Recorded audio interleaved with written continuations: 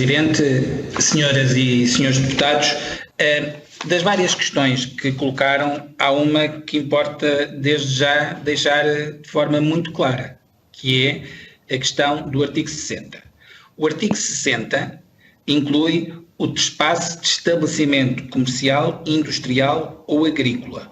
O que nós aqui estamos a falar é de trespasse de subconcessão ou concessão.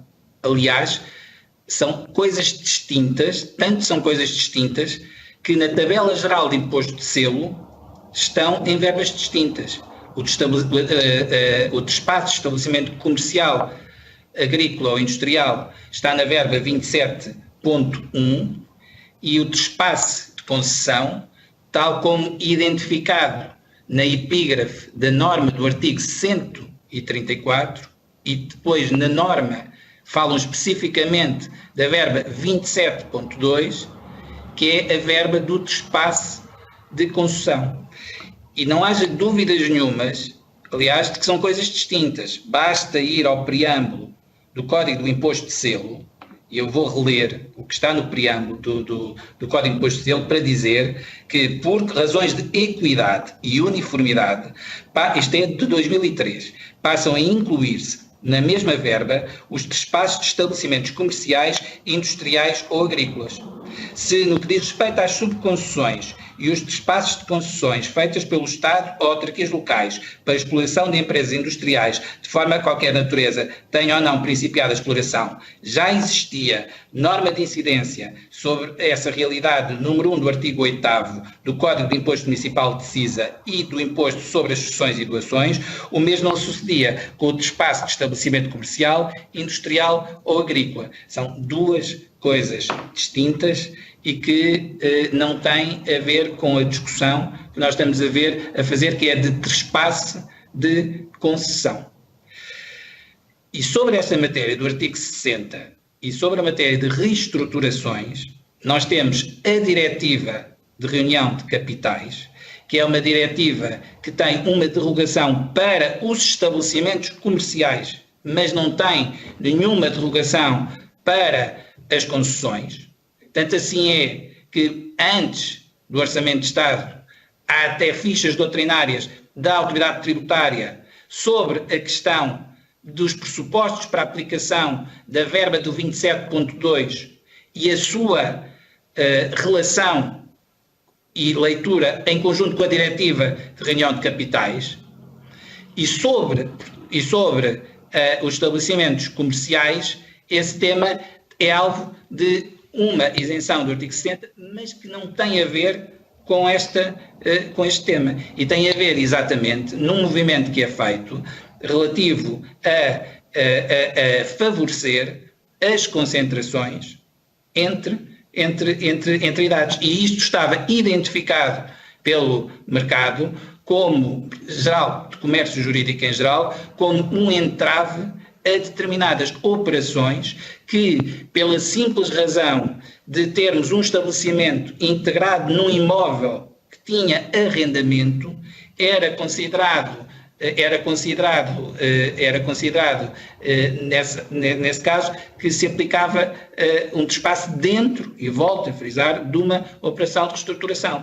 E aliás, eu quero agradecer isso à senhora deputada Mariana Mortágua, que eu não sei se a senhora deputada também pertence aqui à Comissão de Ambiente, mas o facto de pertencer à Comissão de Orçamento e Finanças ajuda a colocar o ponto. A senhora deputada lembrou e bem que o artigo 60, que não foi alterado uma vez, já vem sendo alterado sucessivamente e ajustado, e uma das alterações que fizemos foi mesmo uma norma anti-abuso específica, que não é a norma geral anti-abuso que se aplicaria sempre, é uma específica com a imposição de um ónus de agravamento do imposto caso a construção jurídica seja fictícia, digo assim para facilidade de raciocínio.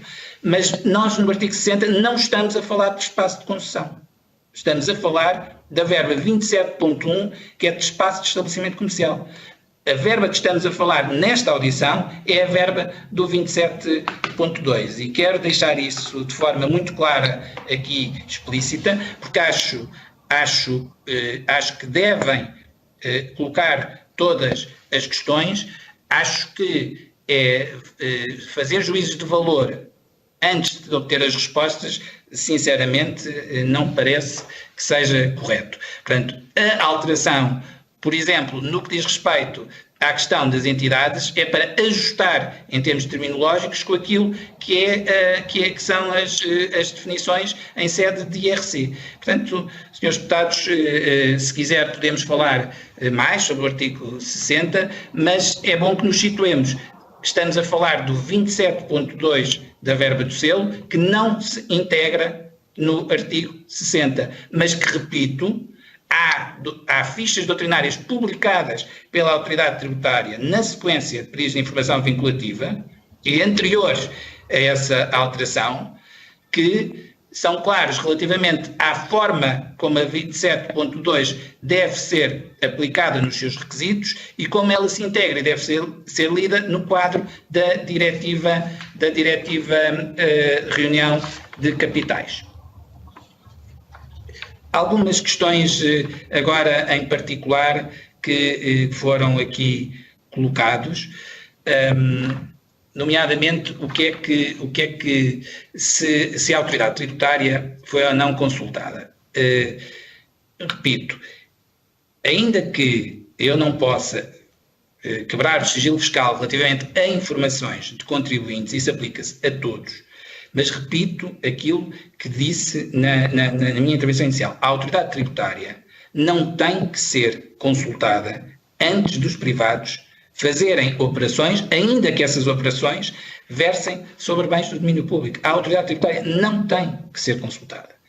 No entanto, a autoridade tributária pode ser consultada previamente através de pedidos de informação vinculativa quando os contribuintes têm questões concretas sobre determinadas operações e querem sentir mais confortável para a decisão ou mais informados para a decisão que tomam. E os pedidos de informação vinculativa são depois publicados. E, aliás, aquilo que eu lamento é não conseguirmos publicá-los todos a tempo e horas, porque, como sabem, a publicação exige depois retirar todos os elementos que digam respeito ao sigilo fiscal e isso demora bastante tempo. Mas os pedidos de informação vinculativa são públicos. E, portanto, é normal que qualquer operador veja os vários pedidos de informação vinculativa que existem e que depois desembocam em fichas doutrinárias também. Mas se não recorre antes com o pedido de informação vinculativa, recorre sempre depois, porque é obrigado, com as obrigações declarativas. E quando estamos a falar do universo de grandes contribuintes, e aqui não estamos aqui a fazer nenhuma violação, nenhum sigilo fiscal, estamos no domínio de grandes contribuintes e, portanto, acompanhados pela unidade de grandes contribuintes. Essa unidade tem um programa de assistência pré-declarativa, ou seja, no início do ano são selecionados vários contribuintes em função de vários critérios decorrentes de matrizes de risco, decorrentes dos critérios que são determinados, e esse programa de assistência pré-declarativa é um momento em que... Sr. Secretário de Estado, eu peço desculpa interromper, mas queria lembrar que já está ultrapassado o tempo, senão irá gastar o tempo correspondente à intervenção também do Sr. Ministro. Ao Sr. Presidente, muito obrigado, porque o facto de estar nestas condições não permite ver claro, por claro, dentro. Obviamente. E agradeço a tolerância, peço desculpa ao Sr. Ministro do Ambiente, eu vou já terminar, Sr. Presidente, e pedindo desculpa e pedindo a tolerância do tempo para o Sr. Ministro do Ambiente, porque a falha é seguramente minha, mas quero esclarecer na totalidade das senhoras e os senhores. Mas faça o favor. Muito obrigado, Sr. Presidente. O programa de assistência pré-declarativa é um programa em que são avaliadas muitas operações e que precede aquilo que depois vai ser a entrega da modelo 22 mais tarde, e em que várias questões são abordadas. Portanto, aquilo que se espera, senhoras e senhores deputados, é que tudo funcione. Ou seja, se os senhores deputados têm colocado a questão sempre no seguinte ponto, que é se houve planeamento fiscal. Ora, se houve planeamento fiscal agressivo, nós temos cláusulas anti-abuso. Temos a cláusula geral anti-abuso, como eu disse, em vários impostos, seja no IRC, seja nos benefícios fiscais, há dezenas de cláusulas anti-abuso.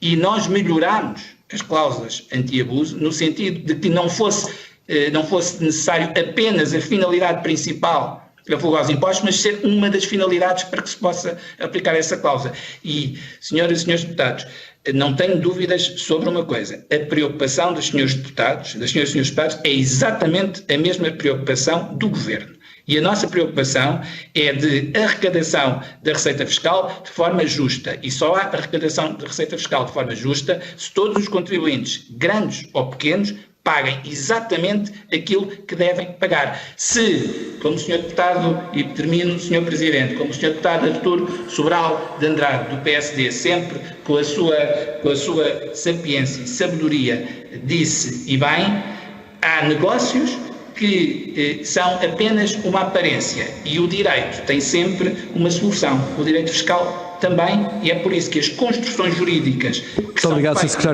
em violação da lei são naturalmente e devem e podem ser corrigidas. Vamos deixar o tempo correr, que é o tempo, e permita-me só dizer isto, não abrir de imediato uma inspeção, por exemplo, não significa, porque quando eu abro uma inspeção eu tenho um prazo de caducidade para terminar. Eu devo abrir uma inspeção quando tenho os elementos suficientes que me permitam solidificar a defesa do Estado. Eu não tenho a mínima dúvida, tenho a total confiança na autoridade tributária que irá, neste como em todos os casos, aplicar a lei. Muito obrigado. Muito obrigado, Sr. Secretário de Estado.